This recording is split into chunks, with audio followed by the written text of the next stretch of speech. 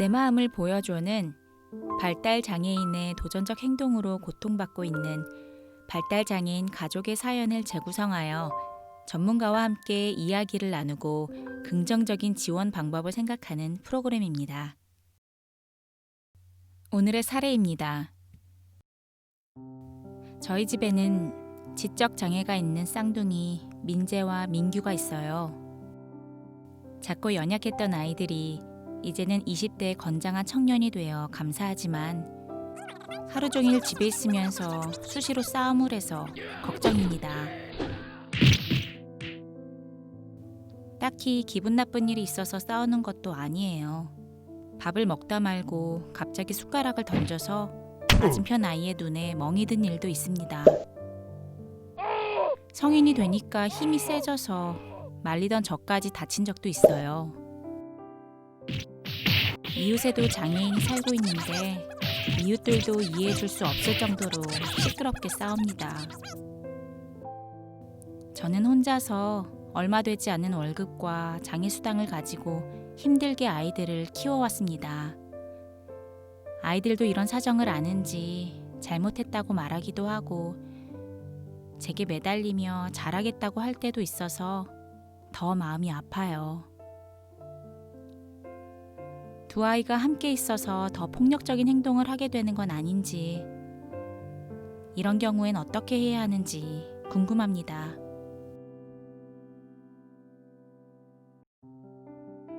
민재와 민규 쌍둥이는 함께 일과를 할 때 폭력을 쓰는 도전적 행동을 보이는데요. 사실 비장애 형제들도 늘 사이좋게 지내지는 않습니다. 서로 다투고 때리는 일도 있어요. 그렇지만 그 친구들은 서로 간의 갈등을 적절한 방법으로 해소할 수 있는데 민재와 민규는 그런 방법을 잘 모를 수가 있습니다.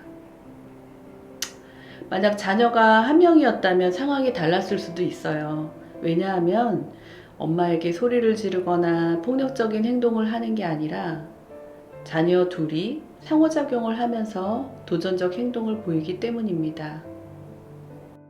둘이 함께 있다가 싸움이 벌어지는 것은 두 가지 경우가 있을 수 있는데요.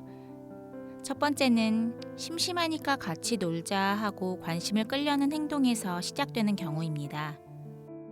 놀이 요청을 언어로 적절하게 표현할 수 없는 상황에서 옆에 다가가서 머리를 치거나 물건을 던지는 식의 시작 행동을 상대가 이해하지 못하면 서로 간의 싸움으로 발전할 수 있습니다. 또 다른 경우는 무언가 원하는 것을 얻으려는 경우입니다.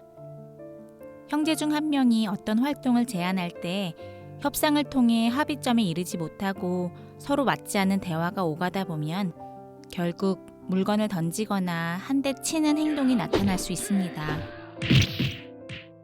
형제가 적절한 의사소통 방법을 찾지 못하는 것은 무엇보다 이들에게 사회성 기술이 부족하기 때문입니다. 어머니 혼자서 가정의 모든 것을 책임진 상황에서 사회성 발달의 기초를 갖추도록 부모로부터 적절한 모델링과 피드백을 받지 못한 것, 그리고 발달장애 자녀가 하나가 아닌 둘이라는 점이 도전적 행동을 더 가중시킨 원인이 되었다고 보입니다. 쌍둥이 형제를 위한 긍정적 행동 지원 계획을 세워볼까요? 첫째, 관심으로부터 시작해 폭력 행동이 나오는 것이라면 서로에 대한 관심을 줄어들게 한다면 상호작용을 하는 빈도도 줄어들 것입니다. 쌍둥이 형제가 아동이 아니기 때문에 성인으로서 혼자 즐길 수 있는 활동이 있다면 자연스레 함께하는 시간이 줄고 도전적 행동도 줄어들 것입니다.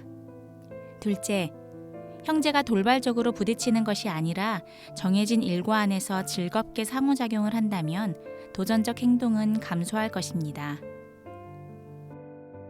마지막으로 나이가 들었기 때문에 좀 힘들 수도 있지만 지금이라도 사회성 기술을 익혀야 합니다. 가장 기초가 되는 경청하기, 상냥하게 말하기, 고맙다고 말하기, 미안하다고 말하기 등을 꼭 언어적 표현이 아닌 몸짓 같은 비언어적 방법으로라도 체계적으로 배운다면 도전적 행동은 감소할 것입니다. 엄마의 마음을 아는지 알아서 반성할 때도 있다는 말씀을 들어보면 형제에게 어느 정도의 인지 능력은 있다고 보기 때문에 사회성 기술을 배우는 것이 가능할 것이라고 보입니다. 무엇보다 복지 분야의 지원과 지역사회의 도움이 먼저 있고 나서 쌍둥이에 대한 긍정적 행동 지원이 이루어져야 합니다. 왜냐하면 어머니가 직장을 다니며 돈을 벌어야 가게가 유지되는 상황에서 쌍둥이를 전적으로 교육하기 힘들 것이고, 이러한 상황에서 아무리 좋은 행동 지원 방법이 주어진다 하더라도 가정에서는 실행될 수 없을 것이기 때문입니다. 또한 반드시 행동 지원 전문가의 가정 방문을 통한 체계적인 지도가 이루어져야 합니다. 이제 마지막으로 긍정적 행동 지원을 위해 구체적인 행동 지원 계획서를 만들어 보겠습니다. 사전사건 중재에서는 이 가정에 대한 복지 지원, 필요하다면 쌍둥이 형제 중에서 싸움을 촉발하는 아이에 대한 약물 치료 여부 검사 등이 필요합니다. 대체 행동 교수입니다. 혼자서 하는 활동과 함께 상호작용하는 활동 개발, 그리고 무엇보다 체계적인 사회성 기술 교수가 필요합니다. 사후 결과 중재로 쌍둥이 형제가 대체 행동을 적절하게 보여주었을 경우 보상을 정확하게 해주어야 합니다. 형제 둘을 놓고 차별하지 않고 일관성 있게 둘에게 똑같이 상을 주거나 벌을 주는 형식이 되어야 할 것입니다. 발달장애인이 보이는 도전적 행동은 의사소통의 표현이라는 것을 기억하셔야 합니다. 주변의 상황을 피하고자 하거나 또는 사람들에게 관심을 끌고자 하거나 아니면 무엇인가 얻고자 하거나 또는 그냥 감각적인 것을 추구하기 위해서 도전적 행동을 하곤 합니다.